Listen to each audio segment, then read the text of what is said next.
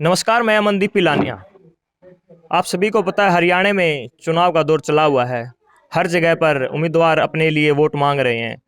पंचायती चुनाव की बात करें तो पंचायती चुनाव में बहुत सारा पैसा बर्बाद होता है।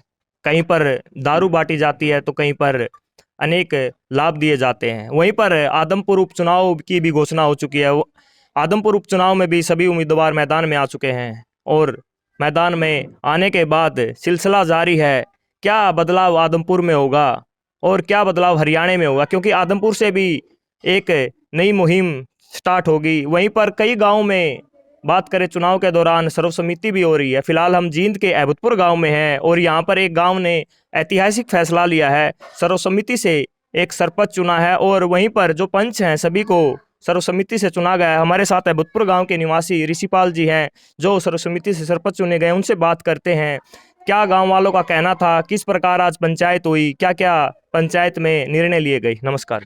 नमस्कार अमन भाई, आपके चैनल के माध्यम से मैं एक संदेश देना चाहता हूँ। जैसा कि गांव अहबतपुर में 36 बिरादरी ने इकट्ठा होकर एक सहमति जताई, सहमति के लिए मैं उनका धन्यवादी हूँ। सारे गांव ने मेरे ऊपर एक जिम्मेवारी सौंपी है, मैं बखूबी उस जिम्मेवारी पर खरा उतरूँगा। भाईचारे की जो मिसाल कायम हुई है, मैं उस पर फूल माला चढ़ा के सभी साथी, सभी 36 बिरादरी को साथ लेके चलूँगा। और जो गांव ने मेरे ऊपर जिम्मेवारी सौंपी है, इसके साथ साथ मैं देश व प्रदेश में एक संदेश देना चाहता हूं कि सभी भाई एक भाईचारा की भावना से बैठ करके अपनी पंचायत को निर्विरोध चुने। ऋषिपाल जी, जैसे चुनाव होते हैं, आपका गांव की बात करें, आपके गांव पूरे जींद के नजदीक है, लगभग पूरे गांव की जमीन रिक्वायर हो चुकी है। तो सरपंची में अगर चुनाव होता तो कितना पैसा बर्बाद होता गांव का? देखो, ये तो अपना अपना स्वार्थ भावना है, कोई किमे कर रहा है, कोई किमे कर रहा है, लेकिन ऐसी बात नहीं होनी चाहिए। पैसे की बर्बादी रोकने के लिए एक युवा तबका, जो मेरे गांव के युवा हैं, उन्होंने एक पहल करी। उस पे गांव वालों ने, बड़े बुजुर्गों ने आशीर्वाद देकर एक नई मुहिम छेड़ी है कि भाई गांव में निर्विरोध सरपंच का पंचायत का चुनाव नहीं होना चाहिए और हम सर्वसम्मति करके एक मिसाल कायम करेंगे। अहबतपुर गांव अति से संवेदनशील होता था इस विषय पर। गांव वाले ने ये पहले रखी थी बात। अब ये जो गांव पर एक धब्बा लगा हुआ है, इसको मिटाएंगे और नया संदेश देंगे। पहले भी आपके गांव में सर्वसम्मति हुई है या पहली बार हुई है? पहली बार सर्वसम्मति हुई है अमन भाई। पहले 2005 से 10 मेरे को गांव ने जिम्मेवारी दी थी, बखूबी मैंने वो जिम्मेवारी निभाई। सभी भाईचारे का एक समूह बना के सारे मिलजुल के मतलब पूरा साथ दिया उस टाइम भी। और अब भी गांव ने, पूरा गांव में 36 बिरादरी का मैं धन्यवादी हूं जिन्होंने मेरे ऊपर यह जिम्मेवारी सौंपी है। और मैं इस जिम्मेवारी को मतलब तय दिल से निभाऊंगा। जो मेरे पास रखी है उनकी आज निराश नहीं होने दूंगा। जैसे कि सरपंच आप चुन दिए गए हैं गांव जी की तरफ से, जी जैसे अब ब्लॉक समिति का चुनाव बाकी है और जी जिला परिषद का चुनाव बाकी है, क्या जी उसमें भी कोई गांव फैसला ले सकता है? जी। अभी भी गांव में बड़े बुजुर्ग बैठे हुए हैं, ब्लॉक समिति का और जिला परिषद का।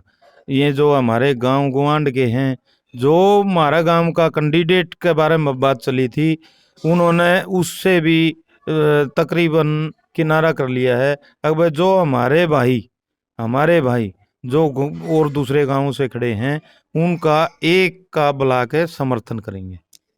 हम बात करें, जैसे चुनाव चल रहा है हरियाणा में, जी हरियाणा के साथ हम आदमपुर की भी बात करते जी हैं। जी आदमपुर में विधायक चुने गए थे कुलदीप बिश्नोई जी, जी बीच में इस्तीफा दे देते हैं। जी आपका भी संबंध कांग्रेस पार्टी से है। जी। तो जिस प्रकार देख रहे हैं हम, आदमपुर में एक जानबूझकर उपचुनाव थोपा गया है, तो उस पर क्या कहना चाहते हैं आप? उस पर यह कहना चाहूंगा कि एक अपने स्वार्थ में यहाँ तो मुख्यमंत्री बनाने की चल रही थी कि भाई मुख्यमंत्री बनाऊंगे, लेकिन वहां तो एक पार्टी वर्कर की तरह रह के बैठ गया वो। जो इज्जत यहाँ थी वहाँ इज्जत नहीं मिलेगी। इससे मैं यही कहना चाहता हूँ कि अपना स्वार्थ और जब इस्तीफा ही देना था तो जब हमारा किसान आंदोलन चला हुआ था उस टाइम इसने इस्तीफा नहीं दिया। तो अब ऐसा क्या हो गया था बस जो पार्टी भी बदल गया और इस्तीफा भी दिया। साथियों, ये थे हमारे साथ ऋषिपाल जी, जो सर्व समिति से अभूतपुर गांव के सरपंच चुने गए हैं। इन्होंने एक संदेश भी दिया है हरियाणा में जो चुनाव चले हुए हैं।